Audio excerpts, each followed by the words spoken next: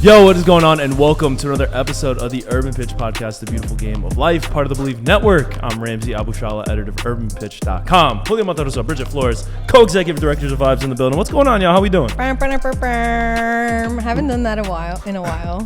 Recovering. Yeah. Recovering.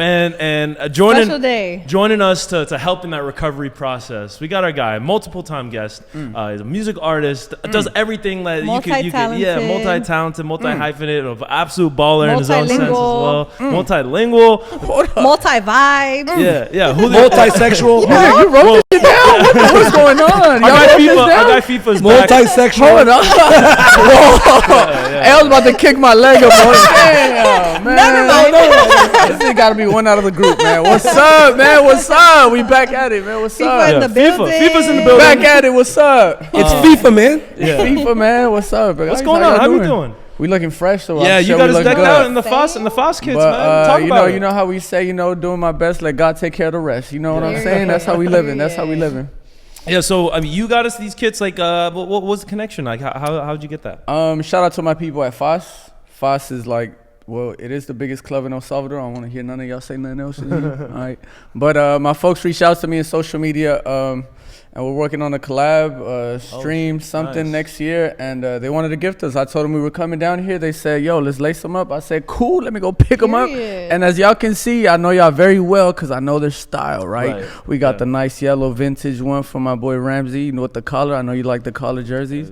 And you know what I'm saying? Then I know you a little fancy, so we hit the black and gold. You get what I'm saying? Just to see what the chains out. And then my brother, he got the multi-color one. You get what I'm saying? He's a little toxic. Retro crest, too. Yeah, he's a little toxic, so he needs that one. In case he gets lost, we gotta know we find. Right. The guy with the jersey with the white and blue. Yeah, he went that way. Yeah. We put the red beanie on him too. Yeah. He went that way. Might have lost the beanie at that way. He the construction worker looking. But yeah, overall good, man. Good to see you. No, yeah. We're on the recovery mend a little bit. It's my bachelor. Yeah, these guys were on a bender this weekend celebrating for Ramsey's the bachelor right party. reason. Yeah. Oh damn. Yeah, so if the voices are a little hoarse, just excuse us. Jesus. For the day. Hey, you're done. You're off the streets. Well, you're not in the market. In 2 weeks. He's not in the market no more. Yeah. Jeez. So you're allowed to be in the market for the next week. No, like that's the rules, right? So you can do what you want these next 2 weeks. He's off the market. You're off the market. For good, man. For good. Threw the cleats up in the wires. They've been hung it up. Man. They've been hung up. I forget. But if you leave the gate, the game love you, I bro. forget that you're supposed to give it up before you get married. But I definitely give it up. Yeah. What we doing, Julio? Why we here? That's how it works. What we doing? So you gotta be faithful so it can work. It's crazy. Salvadorans are faithful, by the way. Salvadorans don't cheat. Clip that. Apparently, that's what they say. Yeah. Even a lot of the comments when I post that, they agree. Every other race, Mexicans, Guatemalans, I don't know what they do it wrong. Salvadorians don't cheat. We do it right. Yeah. Man. But so, Feef, back to you, man. It's been a minute since the last time we had you on. Yeah. What's good with you? What's new with you? I know you've been in the lab. You've been cooking up some heat. What you been up to? Just learning more about music production, learning how to produce more, and producing his next project, engineering it, and man, we're in Dr. Dre's studio, bro. I'm the only Latino in Dr. Dre's studio right now, so it's a big plus. So we got some dope shit coming out in February, late January. Nice. 2 singles coming out December. Hell yeah. That's a big blessing. Shows, all that. Obviously, we've seen your growth. Like, we've been there from, like the small performances and the things that put you out there, that bring you out to the community, to like the bigger stages. I remember at one point you were like at the Greek Theater. What do you feel like has been the biggest growth for you to this very day? I think the knowledge I've gained from like just creating music, like, or just everything, just knowledge overall. Like I always see every opportunity or like any performance, I was just there to learn. Whether it's a big stage or little stage, you still learn from both. You get me? So that's just how I approach everything moving forward. You get me? Whether if I'm in a $1 million studio or recording at home, I treat it like it's $1 million. Same with performances. So yeah, man, it's crazy because it feels normal, but I know it's not normal seeing it. It always catches me off guard if people see me. They're like, "Oh my God, yo, I'm a fan." I'm like, "Hey, what the just happened?" You get me? But it's fun, man. I'm enjoying everything out of it. Like, it's been the toughest year for me, I think, because music kind of had a downhill, you know, it's like a spiral. Shit's going downhill, but it's gonna come back, you know. And I'm just staying true to my sound and true to the movement and the vision, and I think that's what helped me get to this point, because I just believed in what I saw for myself. You get me? It's like the soccer, the music, the community. So it's all blossoming right now, bro, and it feels good. You get me? Yeah. And it's crazy because you've been working with artists, your favorite artists. You've had G Perico, you had a Kalen for real. Mm-hmm. You just worked on your last project with ATM Danny, which is killing right now. Yeah. And it's crazy how you work with everybody that's killing in the industry as well, and you're always in that background just killing it too as well. So hell yeah. It's crazy. Yeah, I mean it's a giving game. You get me? You gotta give to get something out, in a sense. You know, we made that play happen with Fuerza Regida and Justin Bieber. It's crazy to say a Salvadoran from South Central made that happen. You feel me? I knew both parties. They just hit me up. We linked it up, and it happened.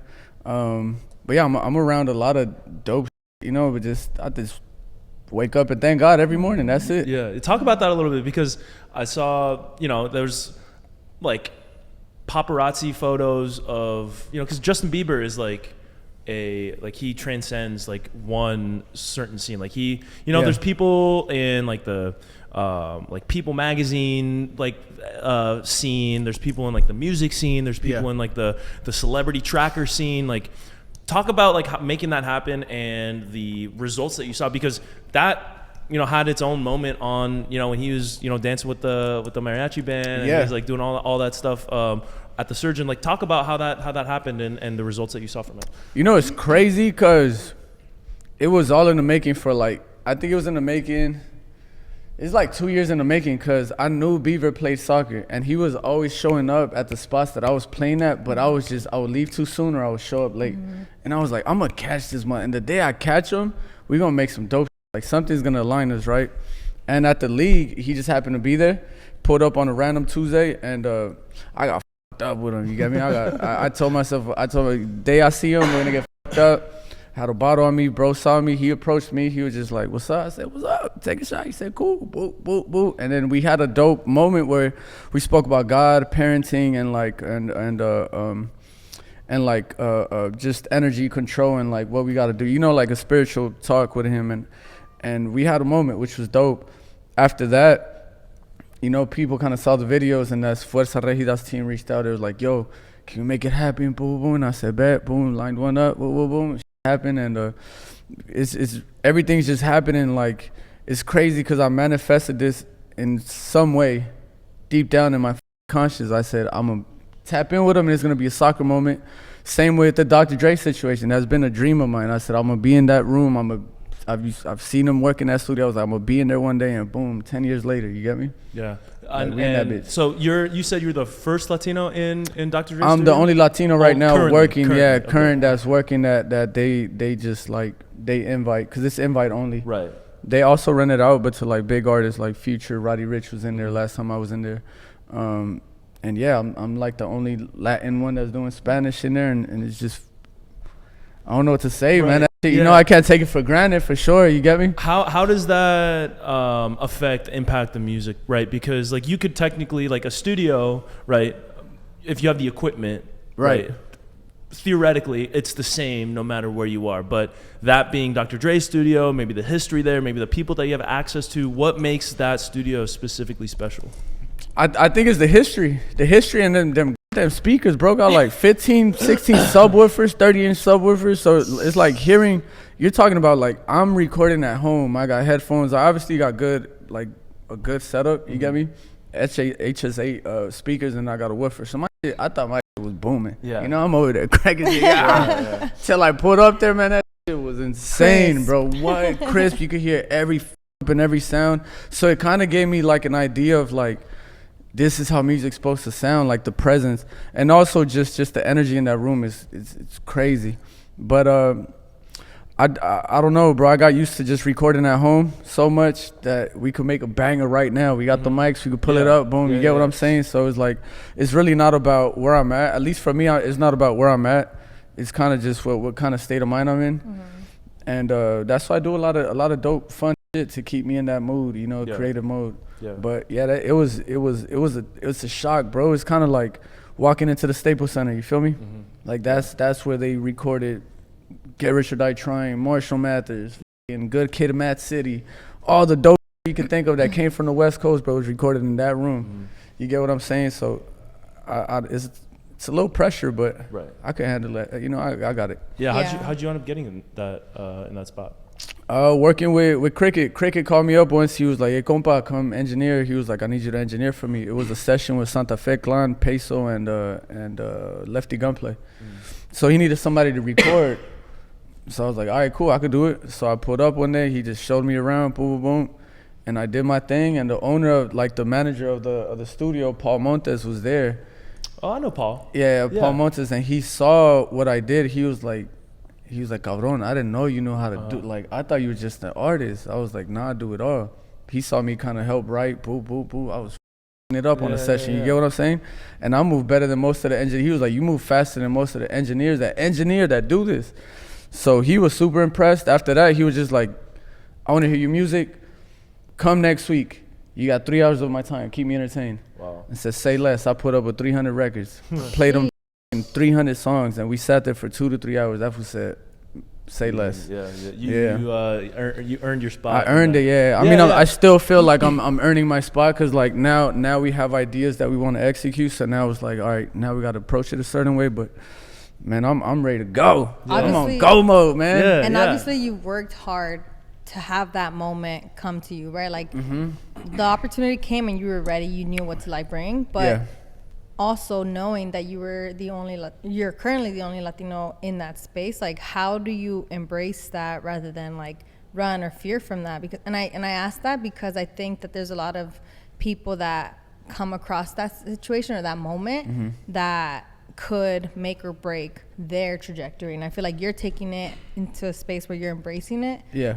How do you do that without letting the fear of being the only one, because that is big and that is a lot of pressure, like skew you away? You gotta be aligned with yourself every morning. Before you leave the house, you gotta know what you want. You gotta leave in a good mood. Like I try to align myself as much as I can. And I also trust. I'm learning how to trust all the hard work that I've been putting in, where I'm like, there's a reason why I'm here, and it works. You get me? Because a lot of time we put in work and we just see it like damn, am I enough? You get me? And we obviously have those moments as creators, but like now it's like, nah, what I know is what I know, and it's finna work, and it's gonna work. And I'm in that bitch with confidence, like it's gonna work. Even if I up, it's still gonna work.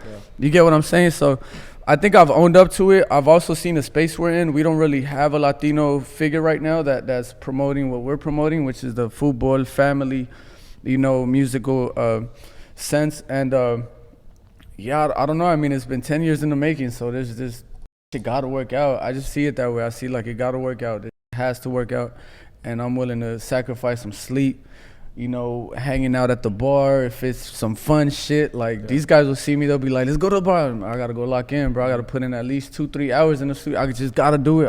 I legit program myself.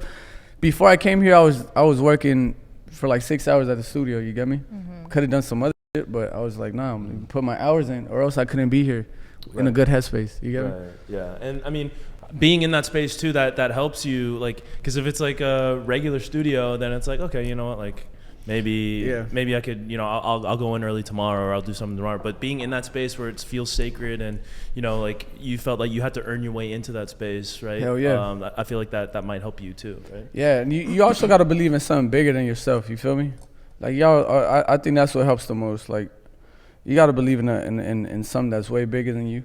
You get me? And I think that's why I haven't cracked. Like, I was just in there I'm just like, obviously not be over happy where you just start doing reckless, right? But every time I come in, I think of it like this. Every time I come in, I gotta come in with something new. I gotta shock them. I gotta surprise them. Like, it's a new song, new idea, new beat, new something. Yo, let me play out some shit. They were like, damn, you just came yesterday. You made 3 of these? Yeah. You get what I'm saying? So it's talking about that, like, putting your mom on the record. How did that feel? That shit was dope. You know what? You know what's crazy about that one? I had that vocal recorded. This is for the song Feed Man that I just dropped, by the way. I had that recording since 2019. Oh. 2019, because I had my setup in the living room at that time. This is when I was recording Nada Mas and Kayla and Perico. I recorded all that in my living room. Like, I legit had to stop my recording to let the homies, you know, if they got in the shower in the morning or whatever, I had to stop my. I was like, hurry the f- up. Like, guys, I gotta, you know. So I was like, yo, hurry up. Like, yo, you don't have to leave the water on. Like, hurry up. You get me? And I remember my mom walked in one day and I was working on a song. And then, and I just had an idea. I was like, Mom, come record. I was like, just give me a prayer. Like, Dios el Padre Nuestro, you know, you got me? She did it. And then I just kept it. And then that day it just hit me. I had sent it out for a second verse. I had sent it out to some rappers that I knew. I'm not going to name them because they didn't give me my fucking verse. You know what I'm saying? But I got a better feature. I got my mom's on it. So then it was like crunch time. I had a date. I was like, man, I want to release it around this time. And then it just came to me. I was like, oh, it'd be dope if I put my mom. So I aligned it. I timed it well, boom, boom, and it worked perfectly. And I said, man, I got a way better feature with her. Yeah. Has she asked for that paycheck yet or not? Hey, you know what?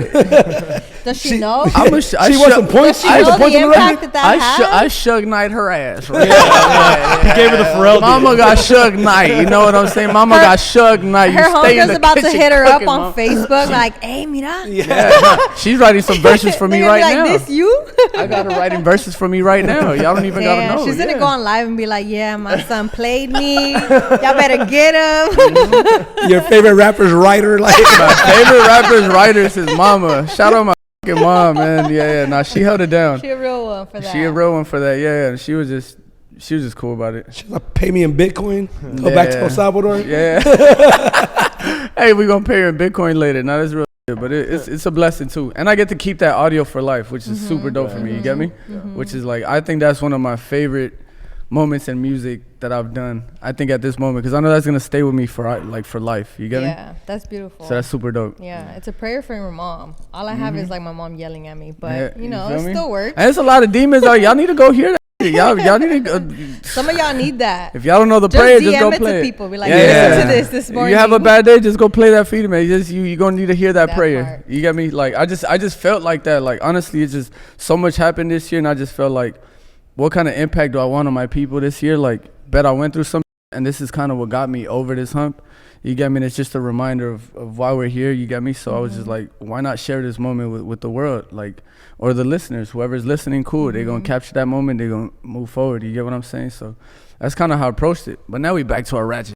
You know what I'm saying? Hey. You know, back to the... keep you away from this duality. Throw it in there, like remix it real quick. Balance, yeah, it's a little balance. Balance, get on your knees. Stop.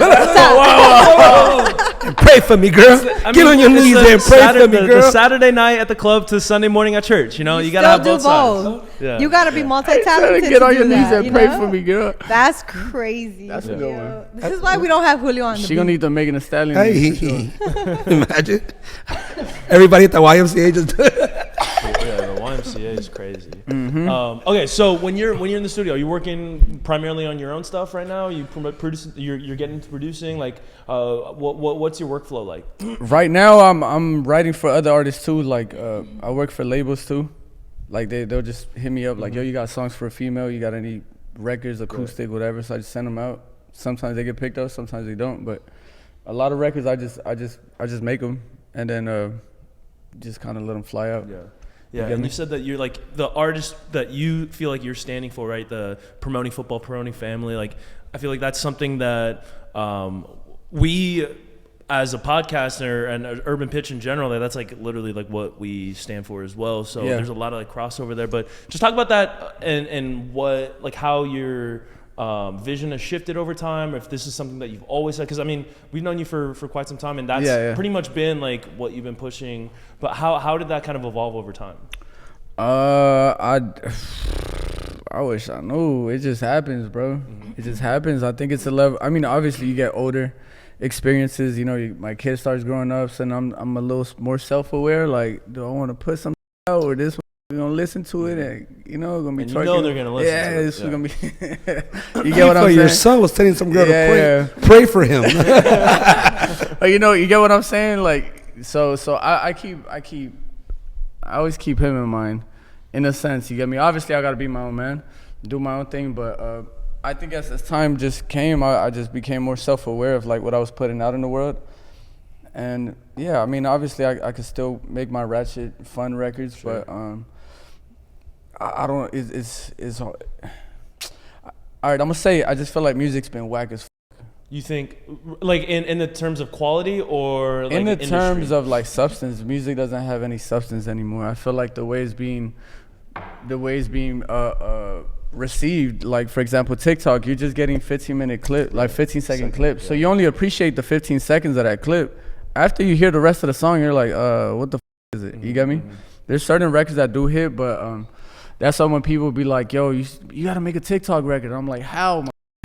Like, how? There's songs that blew up in the 90s that weren't even, like, they weren't in the 90s saying, like, hey, we should make a TikTok record for 2025. Right. So, I mean, I think, so this is something that I was thinking about earlier too, right? Where it's easy to say, like, oh, all this stuff today that's like super popular, you know, like the quote unquote TikTok music, or the stuff that, you know, just gets churned out for a quick buck with, you know, little artistry behind it. There's not that you could see right through it that this was like made specifically to go viral, and you know, maybe it did go viral or maybe it didn't. Right. I think the stuff that will last over time, the reason why we look back at the 90s in such like a golden hue, right? Because the stuff lasts, right? Like all the stuff from that golden era of rap or music in general, like stuff that we listened to from the 70s, the stuff from like, I mean, even classical music, right? I'm sure there were whack artists in Beethoven's era. Concerto number 2. But the stuff that lasts over time is like the quality, right? Right. In the moment, it's hard. It's easy to say like, dude, this is a bunch of crap. Like, you know, like the top whatever charts or whatever. But I still, for me, like as a consumer, like there's still a lot of good music out there. Yeah. And you just maybe have to look a little bit harder than you did before. Or, But I mean, can you just talk about like what you see? Because you have a different perspective being in the industry, like seeing like the people that go strictly for commercial success or looking to make a quick hit versus like making a quality song that will maybe last a little bit longer. I think it's all on the artist's approach. Some people just want to be famous. Some people are okay with a one hit. Some people just want to hit, like same as sports. Some people just want to make it to the NBA. They just want to make it. They don't care if they stay there for 10. You get what I'm saying? They don't want to stay. They just want to make it. Some people want to win championships. Some don't. So it all depends on the artist. And I mean, I've never been one to go after numbers or anything like that. I've always been like a crafty person. And that's what works for me. You get me? That's what works for me. So, I mean, for some people it works. Some can make a TikTok record in one day and blow up the next day. But then we won't know who he is in a month. And even then, like, you could try to think about like, oh yeah, I'm gonna make like a 15-second TikTok song that's gonna go pop off. But even what we're seeing today is like people are making songs from like way back when pop off now. Right. And like there's artists that are like elderly now. They're like, whoa, like my song wasn't this popping before, now it is, and it's only like a 15-second clip of it. So I feel like songs that used to be like great or like one hit wonders back in the days are becoming getting repackaged or like having their moment again now. But I think something else that I was going to ask you about that I'm curious to hear your thoughts on is another component of that, like AI in music. I know that I'm sure you all seen like that one AI artist that has been going viral. Timbaland is like promoting a whole AI label, like you know, and I think that we're seeing that come into the industry as well. So like, what are your thoughts there? To take over, I f***ed with it a little bit, like as far as like production. Scary because it'll give you a fire beat in less than 30 seconds. It's a crutch. It's insane. And like in less than 30 seconds it'll give you a fire ass beat. You're like, huh? But do you think that we should lean into that, or what is that value? I think if you don't have access to producers and if you want to be an artist, that's gonna help make the artist better, just because production is so big, bro. We don't have access to like last time I typed in I used Suno last time just to f*** around. I was like, let's see what the fuck it does, right? Typed in bachata guitar trap, boom boom. She gave me a fire bachata melody. I don't know a bachata player. I would have to go to DR for that, or I don't even know where to find them, right? So it's like I just got to type it in and I get a dope guitar loop. Now, would I rely on it to make me creative? No. Yeah. No, I think it's a good tool to get you to where you want to, but then you still got to put in the work. You still have to put in a lot of fucking work. And I think that's right, because the line is, like, AI is not capable of creating anything new. Right. Everything is derivative from what, like, if you're typing in a bachata beat, that's taking all the bachata that's already been made and creating something that is based off of that. It's not new. Yeah. Right. So that's the difference it's between just reworking it. Yeah, exactly. That's the difference between, like, finding a bachata artist, which is difficult, right? And to your point, like, that's something that's hard to do. And same in design, or same in, like, whatever it is, like other art mediums. Yeah. Like, AI is something that is being used to like bridge the gap between that, like, finding a person to actually do the art. Why would I need to do that when I could find I could just type this into ChatGPT or whatever? But I think that is a danger. It's a slippery slope, because the ease of use is sometimes it's better to do things the more difficult way, and finding, like, the original, like, doing something, like, the right way is better than doing something the easy way. So I think there's a big, and, like, for art, like, for, like, stuff like automating paperwork, or automating your taxes, doing, like, administrative work that's time consuming, that nobody likes, and that I'm all for that. Like, AI, like, that's the future for that. Like, automate everything that I don't want to be doing. For art, I feel like it needs to be something that, like, I want to have less time doing the stuff I don't want to do, so I can create art, or, you know. So I think AI getting into art it's a little bit dangerous. It is, but you also got to think of how much goes down in the music business. How many songs don't come out because producers and artists can't agree on a percentage? How many this and that because can't agree? So I see it working for some people. Like, nobody's trying to deal with a producer trying to charge you $20,000, $50K for a beat, or, like, you get what I'm saying? And then they make the paperwork all up, and then now you can't release it because they got released. Like, so I get it. I just don't want new artists to rely on it. Like, AI is gonna make me my song. No, you are the one with the ideas. You're the one with the idea, the sound. I don't mind it if you're using it for a sound. Let's say if you're looking for a guitar, right? Because even before that, like, music now, it's full of loops. Like, let's say you're a producer, you just create loops, piano loops, guitar loops, boom, boom, boom. You post it. And I could go pick it up on Splice, tweak it a little bit, and then it's real similar. Real similar. It's just not coming from a human, but it kind of is, right? Yeah. So it's real similar. I've used it in that sense where I'm like, I don't like the guitar bro sent me. I'm gonna just throw it in that bitch and see if it tweaks it a little bit, and then I Kanye West it. I sample it, I tweak it, I do little where it just sounds different. But I use it as a tool.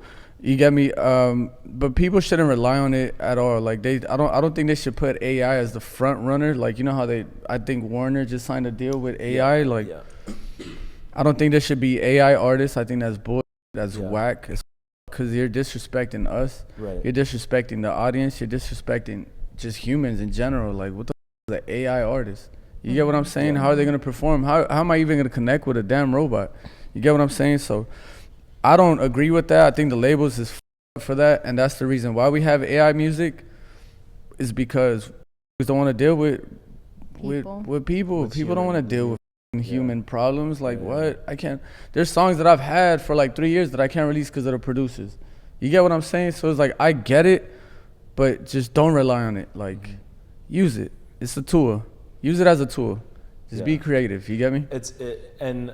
Like, I think there is maybe an effective way to do that, but it's so, like, it's like almost like a drug, to where it's like, okay, you know, I'll just do a little bit this time, and now it's all of a sudden it starts getting larger and larger and larger, and then all of a sudden it's taken over, and it's so much easier to just type it in and without doing the actual work. So because it's time. And that's the issue with it. Like, you become addicted to the ease of it. Right. Like, okay, this time I just did it for this, but now, dang, I'm like running out of time. Let me just throw this whole thing in it. And I think that that's a hard balance for humans, because we appreciate our time, and when we see something make things easier for us, we you have to be very self-aware to understand, like, how do I use this as a tool and not as like a crutch? Yeah, you still want the human touch. There's some I'll get it from Splice, put it on AI to tweak it a bit, and if I like it, I'll just send it to a producer that I know that could do it. Right. You get what I'm saying? I still get, like, you still get them involved. It's almost like a reference track. In that sense. Reference. Yeah. Where, like, I mean, it happens, like, there's, like,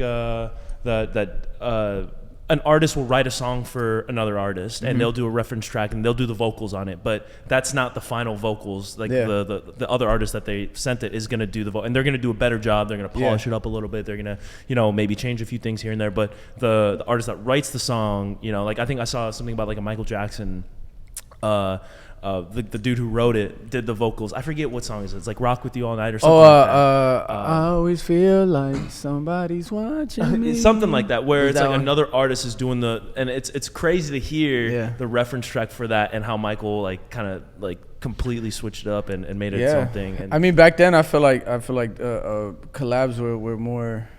It's like people appreciated collabs a little more.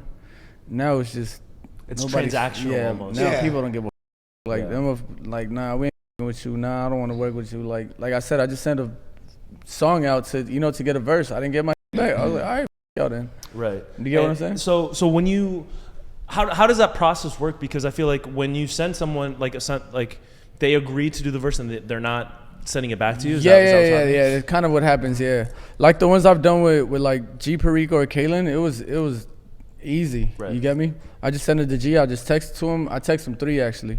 And I was like, yo, pick one. He picked the one. He was like, yo, cuz I'm going to record it, boo, I'm going to send you the tracks, boo. Sent them over in like 3 days. With Kaylin, for real, it was the producer sent me the record. I recorded it the same, like, soon as I got it, because I was recording, I sent it back in like 45 minutes.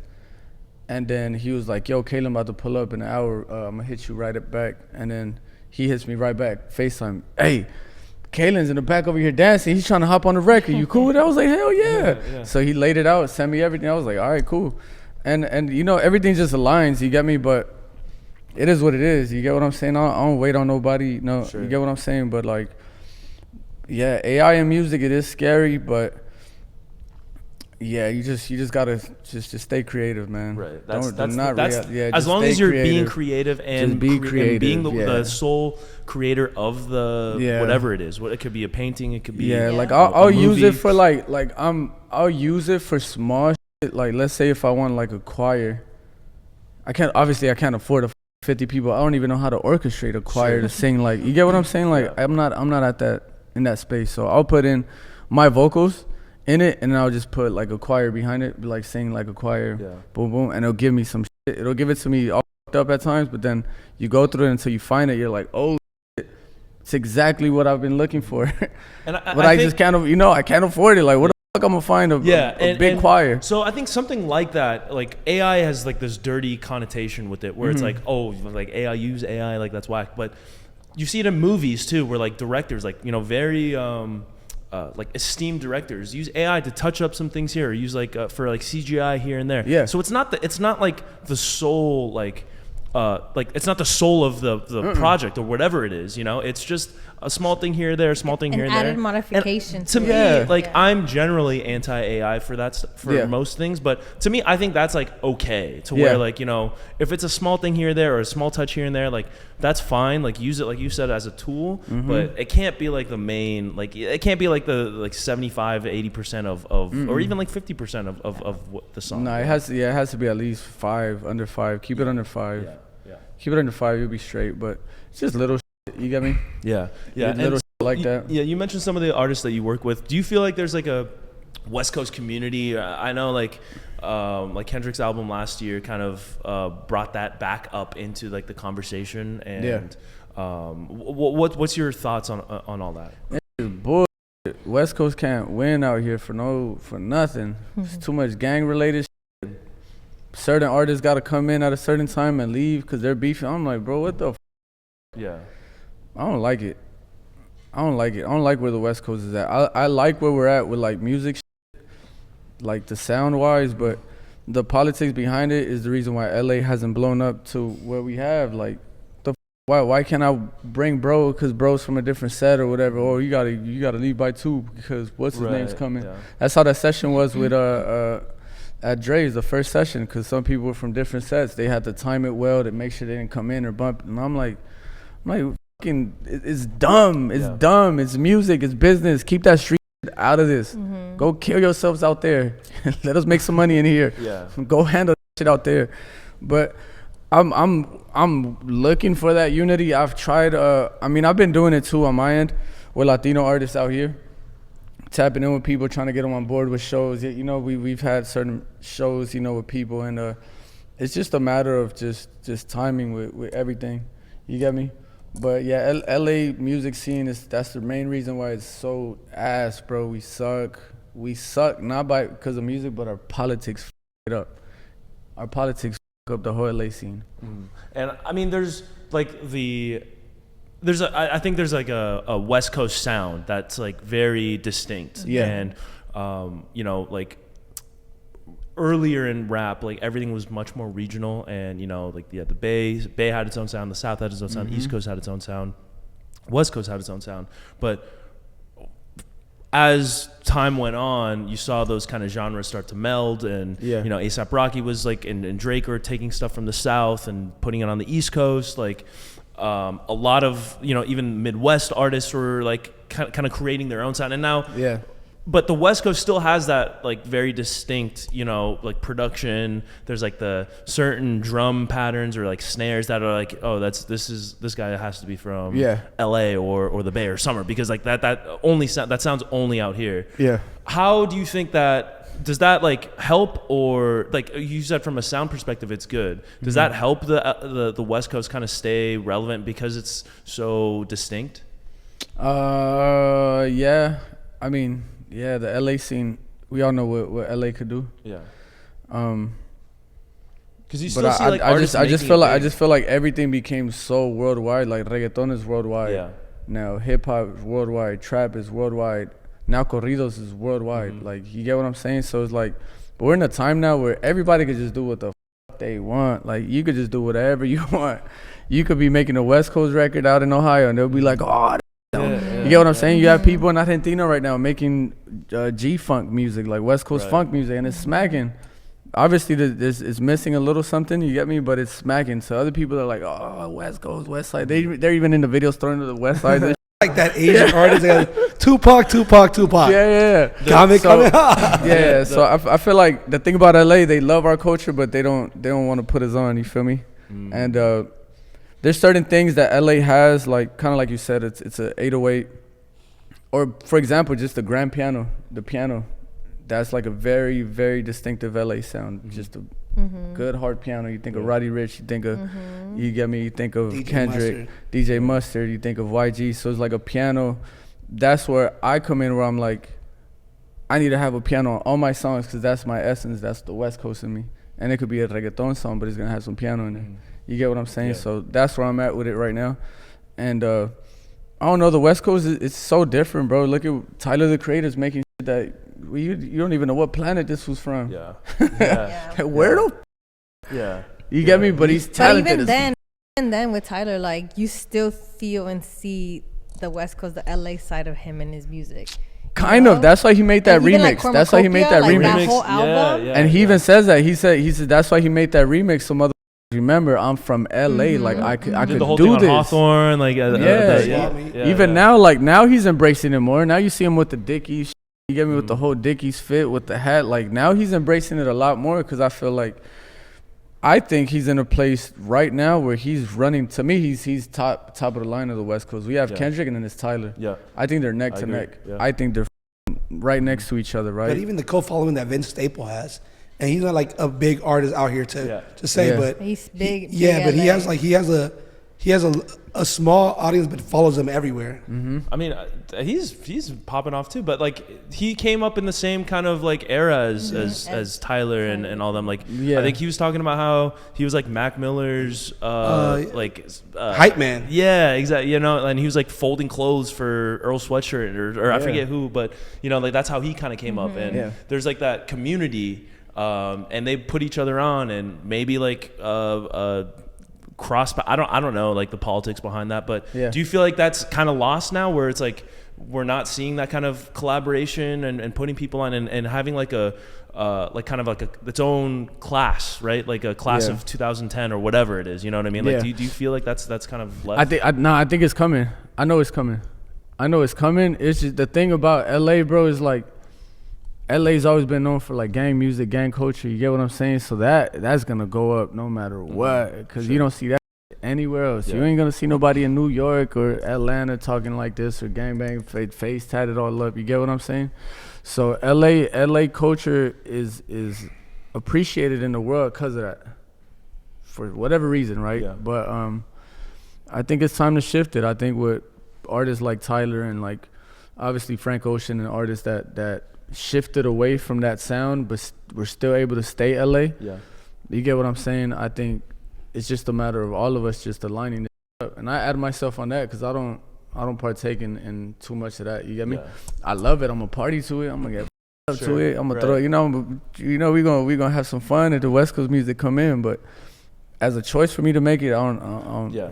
I've done it, but I don't know. It's not where I'm at right now. But you see Jello Ball popping off, and whether we like it or not, he is a SoCal rapper. I don't even know. Jello Ball. That's funny. Jello Ball. No, what is that? What's that? That's like it's crazy though. But like, I would never classify him as that, but when you say it, like I guess that makes sense. yeah, right? like he's from out here. Right. He's the IE. Yeah, but it's still it's still Chino. LA. Yeah, but not the Valley. But like no, like all joking aside, he's a last LA artist right now with the light on somebody. Like what other LA artist you know right now is doing it as big as Jello? Yeah, I mean right now from LA. from LA from LA. I mean, You have like, AZ, that has released in the last say 6 months. it was gonna be Draco the Ruler was that guy. Like I feel like he like had a huge following behind him. He was gonna be like the one of the like the guys that kind of passed the torch truth onto. Yeah. You said that was up, man. Yeah. And then like West Side Boogie was doing a lot of stuff. Yeah, I don't know if he's come out with anything recently, but he was kind of a big like kind of like pass the torch to like type of guy. But it is like and Kendrick even put some of those guys on the last album. He put everybody on that. He felt he liked. Put AC Shike, Peso. Right. Yeah, Chike Shike is is yeah, good. he's good. What about like Shoreline? Shoreline's big. Shoreline's back. Yeah, Shoreline. they're back. They're coming back. Shoreline, yeah. They Shoreline came back been- together. OG's been Shoreline's doing been it. holding it down. Yeah. Shoreline has I been fuck holding with it down. Yeah. They've been holding it down. But even them, like, their sound has been a flat line. Like You in get terms of like innovative. stay consistent. Like, yeah, they just or- stick with what they know. Right, Like, you yeah, get me? It's like yeah. we don't expect a reggaeton or dembow record from them. Sure. Like, Right, or we don't right. expect them to get out of their comfort. Like, they're like just kind of like how Tyler the Creator had to shift. yeah. Because even like for example, what Tyler did was he was like, all right, said I couldn't make a song. Y'all said I can't make a song, and that's when he made Earthquake. Yeah. That's when he dropped that fire ass project where he got into production. He gave us music, right? Well, and he's and like, that's super into production. Like he super produces in all it. his He's stuff, producing, too, so that's kind of where I'm in with it because I feel like I'm that person too. Because they'll send me beats, but it's not the same as producing Creating it and it making yourself, it and creating it off a hook or a line or something. You get what I'm saying? So that's just where I've been at right now. Where I'm like, I just want to make fire music, and now I'm doing production and all that. But I don't know. It's just a matter of it's just putting in the extra work because. This is a 24/7 job. Y'all gotta be ready for that 24/7 job. Right. You gotta be no ready 9 to for 5. it. It's No not 9 to 5. Yeah. Tyler and them, they touring with their laptop. He's probably recording in anywhere he can. You get what I'm saying? So, same with it is what it is. I know artists like Kalen for real, he records himself too. Like, there's a reason why the players that are making it right now. It's a reason for it. You get me? Yeah. But yeah. I don't know. Yeah. So when you're getting into production, like, are there what sort of influences are you taking into your music? Whether it be from a sonic perspective, from a genre perspective, artists. Like, what do you look into when you're creating your own stuff? Obviously, it's just that. Honestly, it's what we just spoke about. Like what's the West Coast essence? This is definitely grand pianos. So I would like to start with pianos. You play piano? Nah. Your brother does, all right? Yeah, my older brother, he grew up playing the piano, but he don't be playing like that. But like, like now if I ask for beats for producers, I'm like, give me something with an acoustic guitar or pianos. Yeah. Don't send me anything else. Just send me something in that. So now I'm like, now I'm getting familiar with the sound in my voice, and then I'm like, this is hitting. Yo, take those drums off because the drums is whack, but keep the pianos. I'm gonna send the drums to somebody else that got, the bass, I like your snare's fire, but I'm gonna send the bass to somebody else. You get what I'm saying? So I'm doing a lot of that right now, like just bringing this back to the basics, bro. Yeah, get you on a Tiny Desk performance too. So. Yeah, with this new project I have, bro, what? Wow. I'm fucking up the live performances like crazy. Because I had to think back where I'm like, even when I went to Fuerza Regida's thing and I saw Chief Keef perform, and I was like, his energy was dope, but I wish he would have gave us some more, like, rap to us, bro. Like, take the vocals off the back. Like, I don't want to hear the song. The vocals on the back is crazy. Like, I want to feel you. I want to hear you. You get what I'm saying? The locks on verses. Yeah.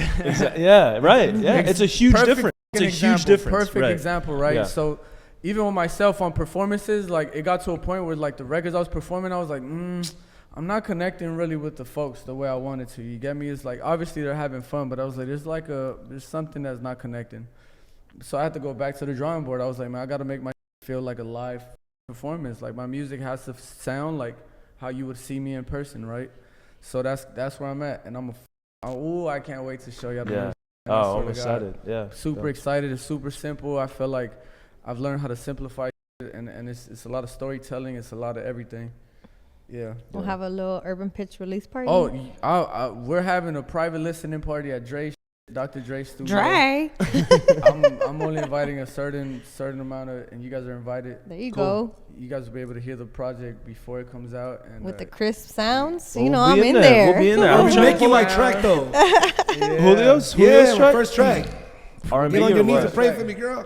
Coming out. Get on your knees. Pray for me, your girl. knees. Get on your knees. I'm trying to be a one-hit That's wonder. the intermission Mambo song. number 5. I'm trying to be a one-hit wonder. Get Julio on the interlude You or see, something. one-hit wonder. He's okay with being a one-hit wonder. Mambo number 5, baby. That's Everything what I'm we were saying. Hey, preaching. if you're gonna be a one-hit wonder, enjoy Do it right. Do it right. Just go out there, get your money, get the out. Right. Just do it. I'm trying to be a money. What's his name? Is it Kyle? Kyle? Yeah, the one that had the highest, I'll be like him. Right. I've seen him walk around in random locations, and as you can He get that has one like a hit. longer name, right? Kyle. I think it's just Kyle. It's just Kyle. He's from Ventura. I spy with my Yes, love. yeah. So I see him literally. I've seen him at the Third Street Promenade walking around. I saw him walking around downtown LA. I'm like, trying to be that guy. Just, hey, you might be that guy that had sang that one song. Yeah, that's me. And keep walking. Yeah. Don't get bothered. Light work. Don't get bothered. Easy. One hit wonder, baby. One hit wonders. If you're gonna be a one. Are you the pray on the knees guy? That's high. That's me. Just him. You know what that tells everybody to get on their knees? Yeah. I'm My done. mom will love that. All right, Feefa, we're running a long time, but before we get out of here, we can all go around. But what's your favorite project you've heard this year that's dropped? Ooh, Clips. Yeah, that was the Clips. I was on the repeat for. What was that called?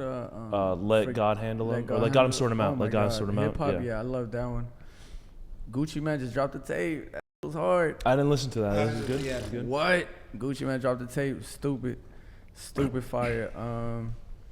What other project was I was tied up to a project for a while. It was for sure the Clips. Clips had me on a chokehold for like a month. I'm like, yo, the mixing, the wording, the production. I was like, everything felt good. I'm trying to think of one more, but it's just, I think just those guys for now. Yeah. How about y'all? What are your favorites? Damn, I can't remember. Mustard recently dropped his latest album. I don't know if it was last year or this year. This year's been a long year. But his latest album was on repeat for me for a while. I can't remember the name, but it was like very faith-based, and it was like just the seed of mustard. The seed of mustard. Oh my God. Like, I swear that album is so dope. And I love Mustard, and like he's very LA too, and like he reps hard. But I think what the thing about that album, I think because this year has been such a long year and it's been tough in so many ways, just the conversations he has in that album, the features he has of like his family in it, like really hit, and like it even shows his growth and progression as an artist too, and like how he's been like working on himself and focusing on who he is and like what he believes in and the faith that he has. So I love that album. That album's really dope. That was good. Yeah. Alchemist and Larry June, was it? Oh yeah. Was it earlier this year? That was fire. That was this year. Larry June Alchemist, was it 2 Chainz? Sorry, Larry June, 2 Chainz. Larry June and 2 Chainz, and I think Alchemist was the Alchemist had one That with was this year. that was in January this year. Yeah. So Larry June. I think that's with Alchemist too. Yeah. Yeah. So that one was like on repeat for like a while for me. Yeah. Yeah, you were on repeat with Larry June in general. Larry June, Nippa, another guy like. There you go. Yeah. Remember Nippa, he was on R&B, it, like always R&B come from in. England, UK. UK, bro. so Yeah. Yeah. Dang, I can't believe we're Come already on, bro. in November. What the Yeah, heck? Alchemist has been doing a lot of good stuff. I like this the Alfredo too with Freddie Gibbs. Like that was a good. What was the meme we saw? Walking June makes simple days at a coffee shop. Yeah, it's like a hit track. Yeah, it's like just sipping a smoothie, just walking around, like like he makes like chill music, It's hard. He's just talking. He's my favorite. Right. Yeah. I say and I'm sure you guys heard this, but he's definitely like the Bay Area. He's the Dom Kennedy of the Bay Area. Right. Yeah, definitely. And like that Heavy. same monotone, like yeah. Man, bring Same back everything. old Dom. I love I need a Dom. Dom, Larry June album. Dom Hey, Kennedy. but like, for example, like artists like Dom, right? Because, all right, as artists, we have a moment where like, let's say when I made my reggaeton record, because that was my first one, but that went up for me, right? But for a moment, like I had the dudes that were like, damn, Feef, you let us down. Like, why would you do reggaeton, bro? We thought you was just a rapper and da-da-da-da. So it's like, you guys seen it. Let's say if Dom was to go mainstream, you think you would have still been a fan of him, or you would have been like, man, f- that guy, he changed up. He switched up on us. Yeah, that's tough. So it's different, right? Because I think if they go mainstream but they stay true to their sound, like you stick with them. But if they like completely switch up and change their sound and become more like crowd friendly, then that's when you'd be like, come on, man, like why are you making music? But we like this? getting paid.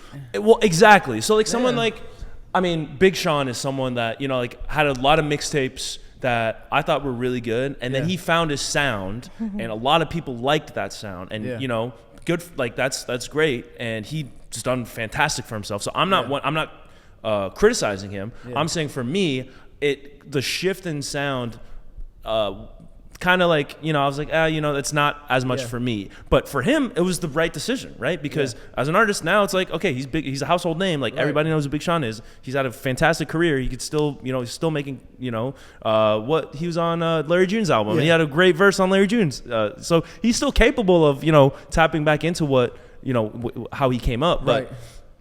It's a business decision you have to make, and for some people, like you're not gonna please everybody, know. So like for him, it was the right decision. For me, it's like please everybody, guys. Exactly. Because like Wale just came out with a project. Same thing with him. Yeah, he's been great, but he hadn't dropped it. Now he's dropping. He sounds like 2009, 2010 Wale. So.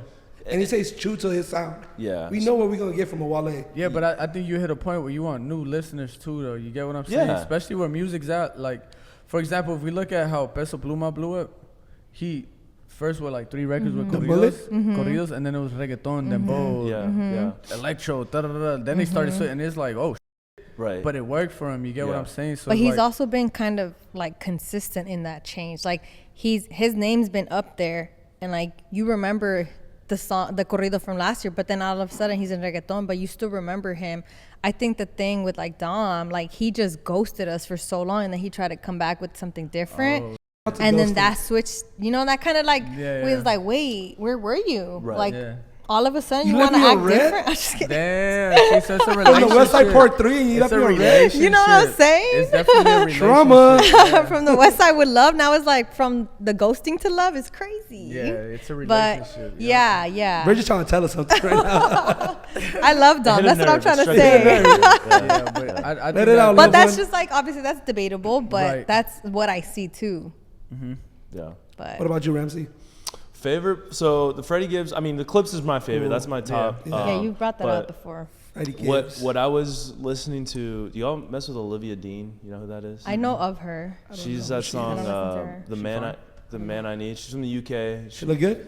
She fine? She's single? I mean, as a You know, y'all soon to be married Salvadorians man, up here, as a right? soon to be married man, you know, like I like to stay objective. You got 2 weeks. I like to pleads just the fifth. see the You got 2 music. weeks. I listen to the music, you know. She on social No, security? She's she's cool. She's pretty. cool, You know, yeah. she's very What pretty. the You vocals know, looking like? grateful. Like Yeah, to me, it's she's the good. Gotta vocals. prove that Like She's good. Yeah, she's a good. certified, Like, certified banger. Yeah. She's uh, up there. but like no, Lighting is it's great. kind of like she's kind of like Amy Winehouse, like Adele, like very vocal heavy, like kind of like jazz, R&B, pop, like all that mixed in. I've been me listening to hear them her low album. I can make a hit high tone. Yeah. Why do we? Toxic men, I'm telling you. Yeah. They don't let We you gotta finish. wrap this up. You because asked him. You didn't even let him finish his. I did. We're No, I Olivia did. Dean. Yeah, Olivia Olivia Dean. Is it like Peep the a new album. lot of singing? Hey, or- Sabrina Carpenter's up. She just finished six Yeah, concerts Sabrina in Carpenter. LA. She's all over Yeah, the she place. came out of left field for me. I don't know who, another person. I don't know. She's a who it was. Disney. She was like a Disney Channel star, and then now she has this huge. She's like the biggest pop star. Now she in the talks world. about. doing all kinds of stuff. They said What's she talking about? They said she a ratchet Adele. You gotta look We it talk up. about it She's not a offline. ratchet Nasty? Adele. She's not a ratchet. She doesn't have the No, vocals. as she's Adele. she's cool. I like it. She's a great performer. She has good vocals. She has good music. What she talking about? What's she talking about though? That one song. We'll look it up. We'll look it up afterwards. This is something- for the. I Give us a can't. hint. I'm not. Give us a I'm hint not for a the Sabrina clip. Carpenter like Give us a hint to for the know clip. We need you. a clip. She's cool though. She's cool. Yeah, I mean her performances. She like take a fan and like put them Every- behind the curtain, and like it'll be their shadows, and they'll be like doing stuff in the shadows, Like hooking up. Yeah. It's for the show, you know. Shout out to her. Hey, but- 6 shows in a row though. Wait, Yeah. like Yeah, all the that's way. crazy. Oh, like Not all of it.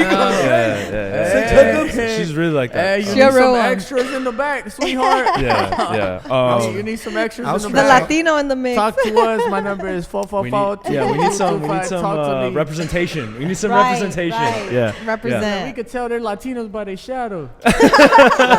They extra thirsty. Extra thirsty. All right. This has been another episode of the Urban Pitch Podcast, the beautiful game of life. Keep it tapped in. Follow us on Instagram, YouTube, do all that. Subscribe, like, roast us, do whatever if you please. But please stick with us. We got more stuff coming the rest of the year. Appreciate you for tapping in with us. But for Julio Matorosa, Feefa, Bridget Flores, I'm Ramsey Abushala. We'll see you next week. Bye. Yeah.